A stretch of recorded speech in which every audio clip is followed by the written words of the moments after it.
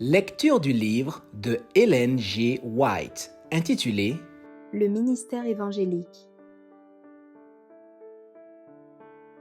Chapitre 5. Comment Dieu forme ses serviteurs. Le Seigneur discipline ses ouvriers, afin de les préparer à occuper les postes auxquels ils sont appelés. Il désire les mettre à même de le servir d'une manière plus acceptable. Il y en a qui veulent commander, alors qu'ils ont besoin d'apprendre que la soumission fait partie de la sanctification.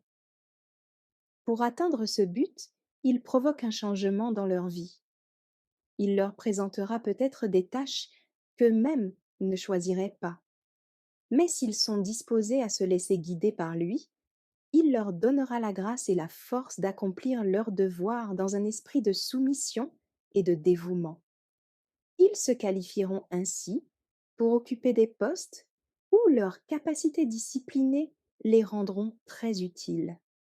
D'autres sont disciplinés par le désappointement, par des échecs apparents.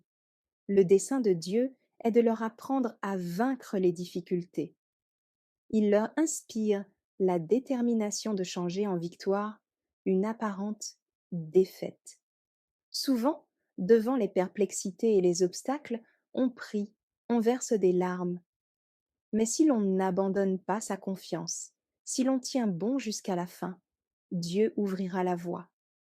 Le succès couronnera les efforts déployés contre des difficultés qui semblaient insurmontables, et une joie indicible s'emparera du vainqueur.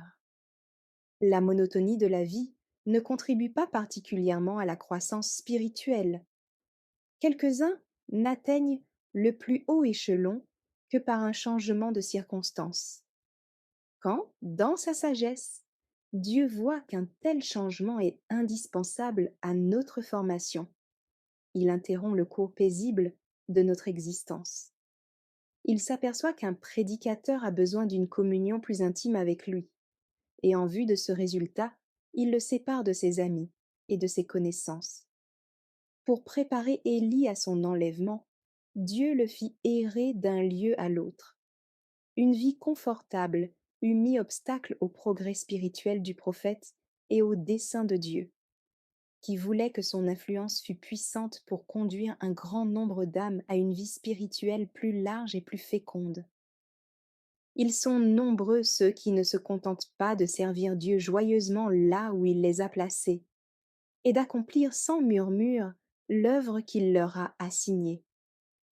On peut être mécontent de la façon dont on s'acquitte de son devoir, mais on ne doit pas l'être de ce devoir lui-même, et désirer faire autre chose.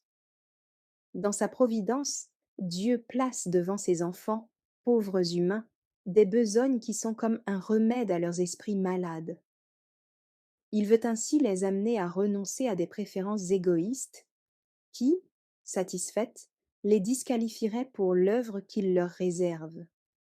S'ils acceptent et accomplissent cette tâche, leur esprit sera guéri. S'ils la refusent, ils seront en proie aux luttes avec eux-mêmes et avec les autres. Que ceux auxquels une douce quiétude est refusée, qui ne peuvent se fixer nulle part, qui sont obligés de dresser ce soir leur tente à un endroit et demain à un autre, se souviennent que le Seigneur les conduit, et que c'est là son moyen de les aider à former un caractère parfait. Dans tous les changements qu'ils sont appelés à effectuer, il faut qu'ils reconnaissent que Dieu est leur compagnon, leur guide et leur soutien. Merci d'avoir écouté cette lecture.